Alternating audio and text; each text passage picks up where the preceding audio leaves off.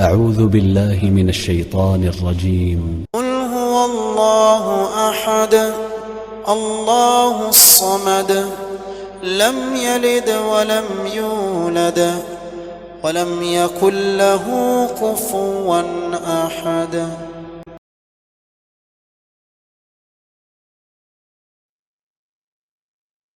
بسم الله الرحمن الرحيم. In the name of Allah, the Beneficent, the Merciful. قل هو الله أحد. Say, He is Allah, the One. الله الصمد. Allah, the eternally besought of all. لم يلد ولم يولد. He begetteth not, nor was begotten. ولم يكن له كفوا أحد. And there's none comparable unto Him. Assalamu alaikum wa rahmatullahi wa barakatuhu. Bismillahir Rahmanir Rahim. All praise is due to Allah. We praise Him, seek His aid and His forgiveness. We seek refuge in Allah from the evils of our souls and the evils of our actions. Whomsoever Allah guides, there is none to misguide him. And whomsoever Allah misguides, there is none to guide him. I bear witness that there is none worthy of worship except Allah, alone without any partners, and I bear witness that Muhammad sallallahu alaihi wasallam is his servant and messenger. Surah 112 Al Ikhlas means the purity, the sincerity, or the Surah of Tauheed.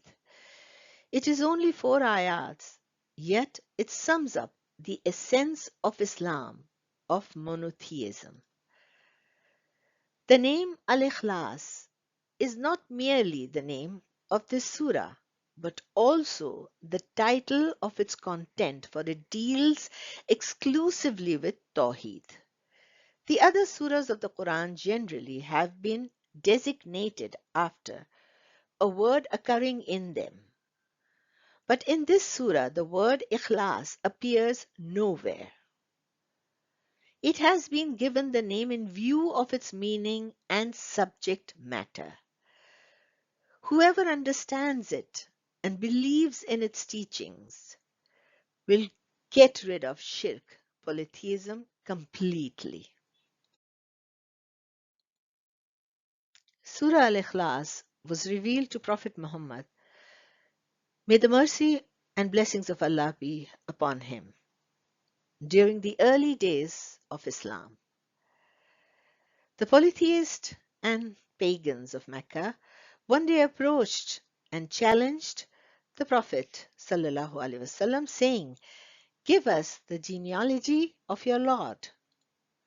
It is at that moment that Allah subhanahu wa ta'ala revealed this surah.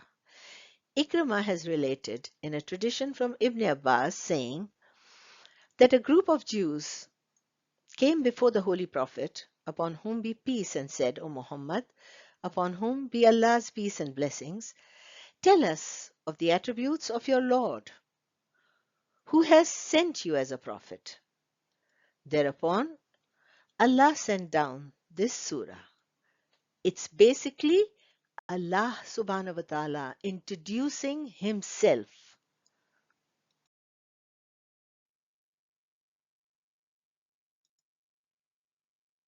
On the authority of Aisha radiallahu anhu, it has been related in Bukhari and Muslim and other collections of hadiths, saying that the Holy Prophet, peace be upon him, sent a man as leader of an expedition. During the journey, this man concluded his recitation of the Quran in every prayer with Qul Huwallahu Ahad only.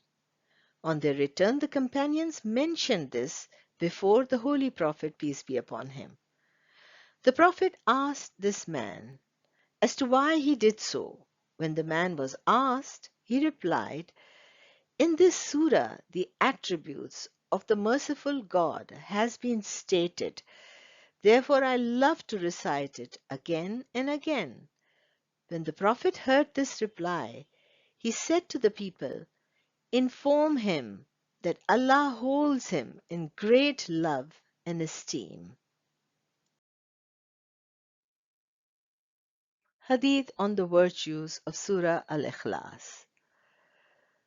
There was a man from amongst the Ansar who led the prayers in the Quba mosque, and his practice was that in every rakat he would first recite Surah Al Ikhlas and then he would add another surah.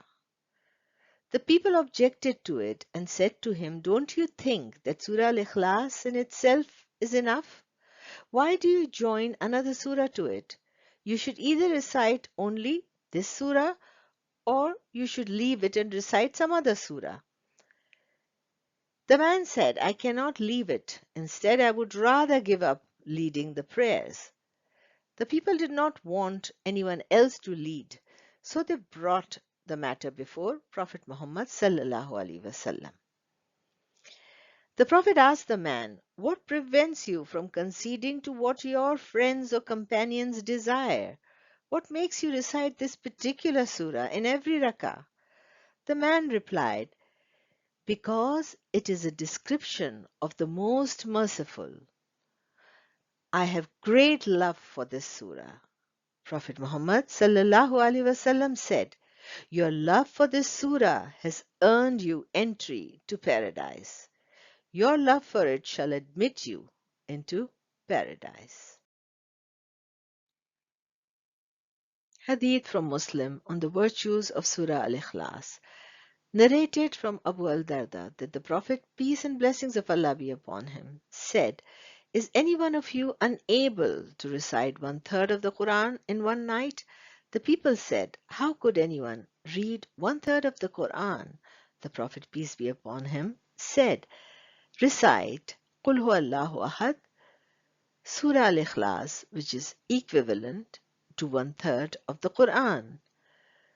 One of the scholarly views on the subject of the virtue of this great surah is that because the Quran is divided, is based on three doctrines: Tawheed, prophethood, and the hereafter. And since Surah Al Ikhlas best explains monotheism of Allah, it is the core and essence and the heart of Tawheed, hence it is 1/3 of the Quran. Another scholarly view is that this surah has the great virtue because the Quran deals with three topics, 1/3 of which is based on rulings, 1/3 is based on promises and warnings, and 1/3 is based on the divine names and attributes of Allah. And this surah combines the names and attributes of Allah beautifully.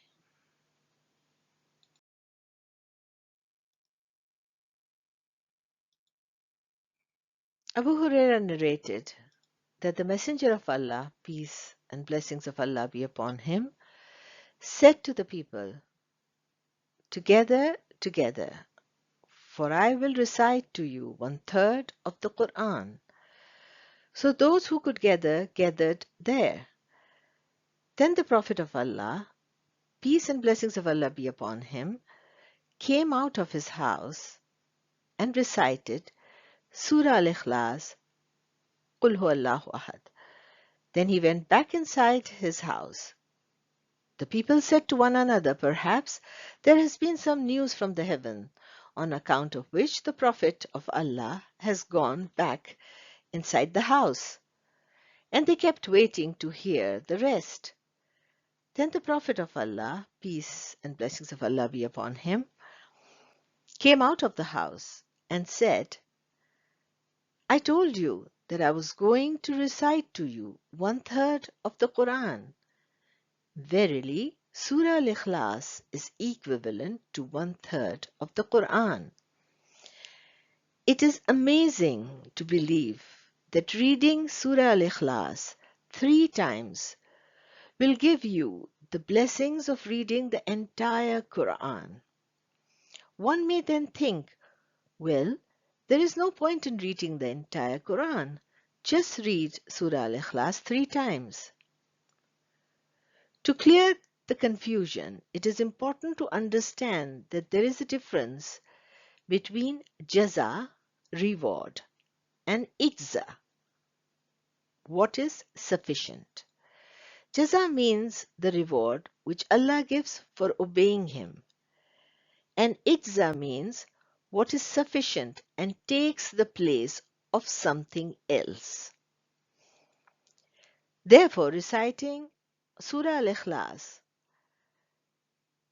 brings a reward equivalent to reciting 1/3 of the Quran, but it does not take the place of reading 1/3 of the Quran. وآخر الدعوانا أن الحمد لله رب العالمين والصلاة والسلام على رسول الكريم اللهم صل على محمد وآل محمد